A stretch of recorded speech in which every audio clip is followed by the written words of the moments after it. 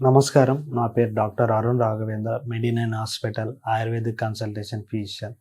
మెడినైన్ అనగా medicine, exercise, diet, immunity ఈ 4 పిల్లర్స్‌ని base చేసుకొని ట్రీట్మెంట్ ఇవ్వడం జరుగుతుంటుంది.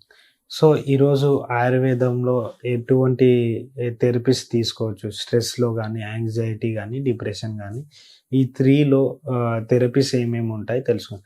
స్ట్రెస్ అంటే ఏంటి? ఎక్కువగా పని ఒత్తిడి గాని, లేదు అంటే తరచుగా ఇప్పుడు ఒక వర్క్ నుంచి ఇంకో వర్క్ స్ట్రెస్ ఫీల్ అవ్వడం గాని, ఫైనాన్షియల్ ఇష్యూస్ గాని, లేదు అని అంటే ఒక్కొక్క పర్సన్‌కి ఒక్కొక్క స్ట్రెస్ ఫీలింగ్ అనేది ఉంటుంది అన్నమాట.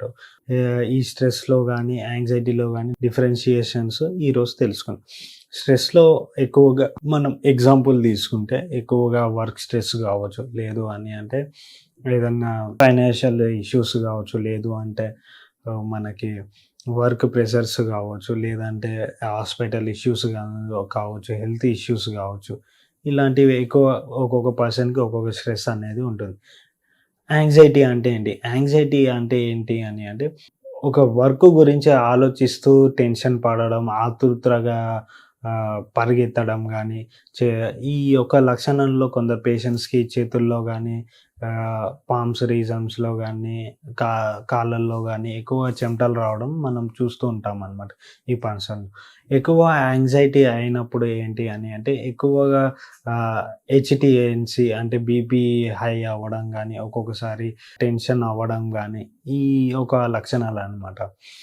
ఇంకొకటి డిప్రెషన్ అంటే ఏంటి? డిప్రెషన్ అంటే ఏంటి అని అంటే ఒక వర్క్ మీద ఒక కాన్సంట్రేషన్ లేకపోవడం, తరచుగా ఒకే ప్లేస్‌లో కూర్చొని ఆలోచించడం, ఏ పని చేయకపోవడం, ఎక్కువగా ఆకలి గూడా అవ్వకపోవడం, తనలో తను మాట్లాడుకోవడం, ఇలాంటివి అనేది డిప్రెషన్ పేషెంట్‌లో మనం చూస్తుంటాం.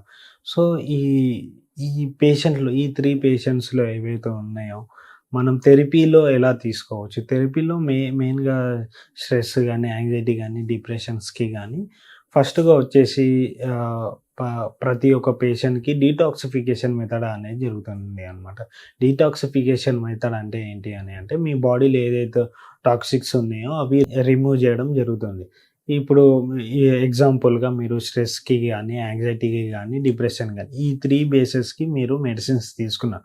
సో, ఇది మన బాడీలో కంటిన్యూయస్‌గా కొన్ని ఇయర్స్‌తో పాటు మన న్యూరాలజికల్ డ్యామేజెస్ కావచ్చు, కంటిన్యూగా మతిమరుపు రావడం గానీ, ఇలాంటివి కొన్ని లక్షణాలు తరచుగా రావడం, లేకపోతే ఆ మెడిసిన్స్ వల్ల లివర్ ఇష్యూస్ గానీ, కిడ్నీ ఇష్యూస్ గానీ ఇలా వస్తూ ఉంటుందనమాట కంటిన్యూగా. అంటే కంటిన్యూగా అంటే ఎగ్జాంపుల్ 1 ఇయర్ టు 3 ఇయర్స్ కంటిన్యూగా మెడిసిన్స్ వాడడం గానీ, లేదంటే 10 ఇయర్స్ దాకా కంటిన్యూగా మెడిసిన్ వాడడం గానీ.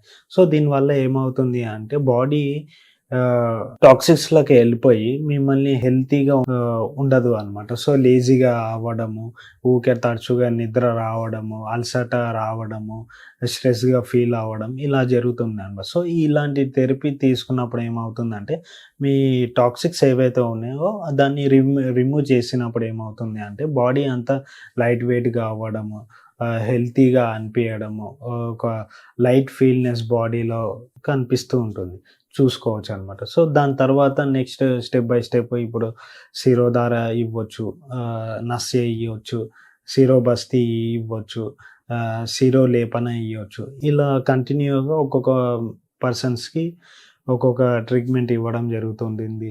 ఒక్కొక్కసారి అభ్యంగం గూడా ఒళ్ళంతా ఆయిలేషన్ మసాజ్ టైప్ చేసి మెడికేటెడ్ హర్బ్స్ తీసుకొని అభ్యంగం జేయడం జరుగుతూ ఉంటుందనమాట. సో, ఈ ఏ ఒక లక్షణాలున్న మన మెడినైన్ హాస్పిటల్‌ని సంప్రదించండి.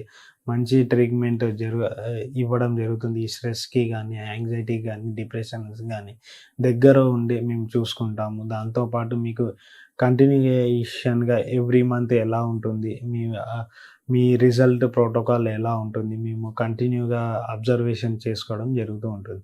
సో, ఈ డిప్రెషన్‌లో గానీ, యాంగ్జైటీలో గానీ, స్ట్రెస్‌లో గానీ మెడిసిన్‌ని మంచిగా వాడుకుంటుంటే అప్పుడు దాంతో పాటు మీ హెల్తీ గూడా అంత బావుంటుంది. ఫుడ్ గూడా టైమ్ టు టైమ్ తీసుకోవడం జరుగుతుంది.